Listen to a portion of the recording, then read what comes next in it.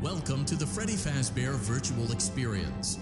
Fazbear Entertainment is excited to join the digital age, and what better way to do that than with an edge-of-your-seat virtual reality experience.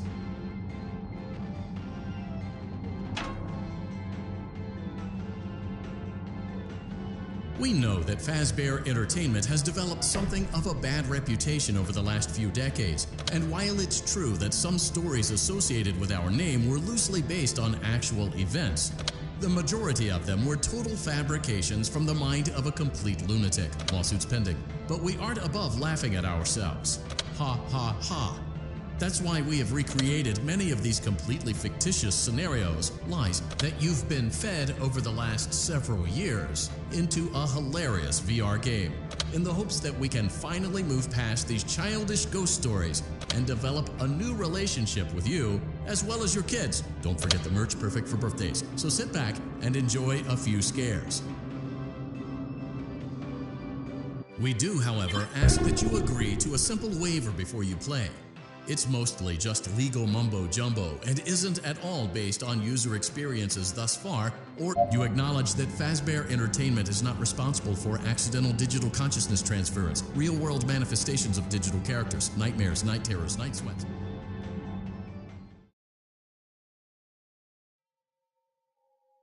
Welcome to the Freddy Fazbear Virtual Experience. Use the console in front of you to navigate the menu and pick one of the frightening experiences available. By completing these scenarios, more will become available. You'll see plenty of familiar faces and some new ones as well. So stay a while and have a good time. And remember, despite the temporary horror you may experience, this is a completely controlled environment and you aren't in any real danger. Fazbear Entertainment not responsible for real danger. Please make a selection from the virtual menu.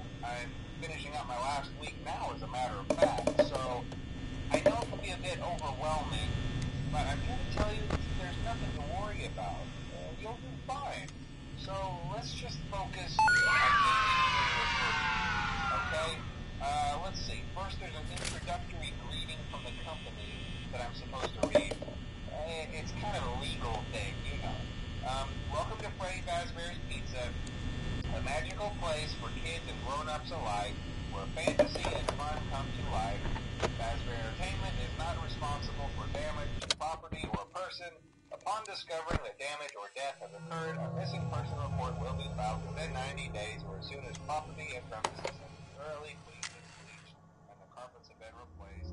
Blah, blah, blah. Now, that might sound bad, I know, but there's really nothing to worry about. The animatronic characters here do get a bit quirky at night, but do I blame them? No. If I were forced to sing those same stupid songs for 20 years and I never got a bath, I'd probably be a bit irritable at night too.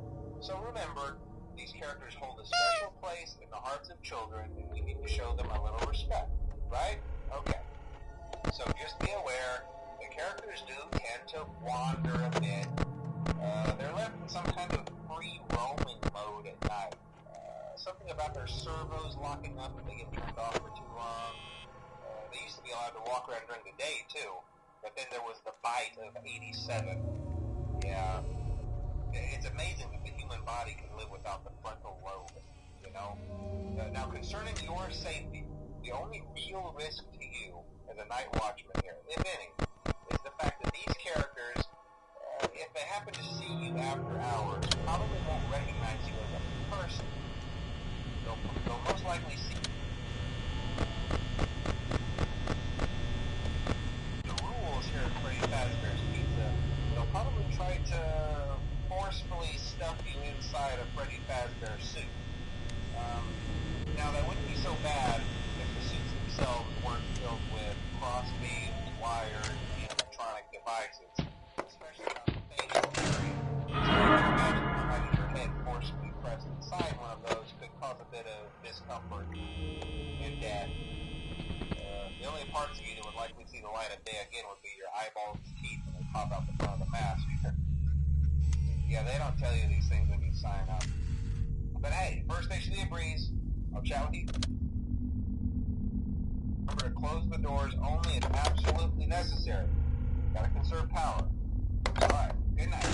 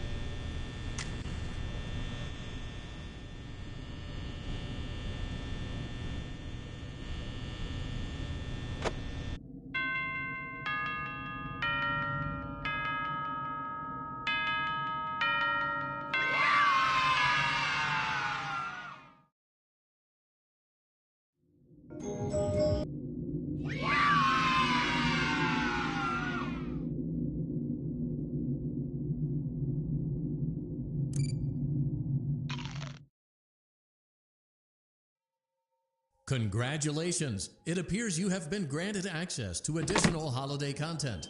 Press the special button in the candy pail to enter the Halloween hub. Keep in mind that this DLC pack is nothing more than a festive holiday-themed add-on, which has absolutely no hidden intent or purpose. So, have fun. Hello? Can you hear me? Don't exit this room, okay? This isn't a mistake. This room isn't a mistake. I had to hide these logs away from the core gameplay files, in a place that only a beta tester would look, and in a place where the files could be protected. I just really, really hope that the next development team finds this before the game is released to the public. This game has some kind of malicious code in it that we haven't been able to fully contain, or even understand for that matter. We're over budget and out of time. But that's not the reason that we're shutting down. Listen, I have to keep this short, so the file size will be small enough to fly under the radar. There are more. They may not be in order. I saw it for the first time today. There was a character I couldn't make out who it was, standing at the end of the hall. I thought it was just bugged out, so I made a note of it and kept playing. But then it was looking in the window, and not like Chica or Bonnie would. It was like it was actually looking in the window, seeing what I was doing.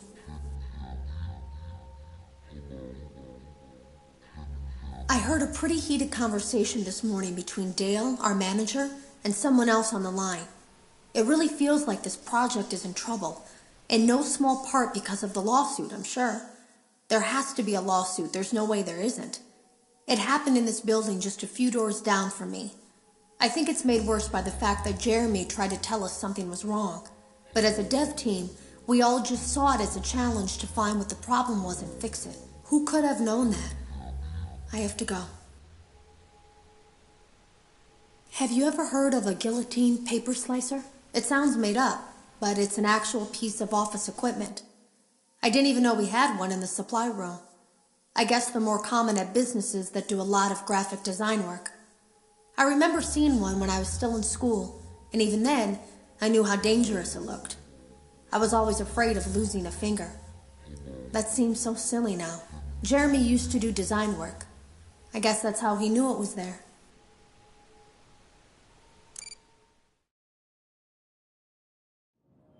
We hope you're enjoying the Fazbear virtual experience. Please be aware that there may be visual artifacts left behind from the beta test.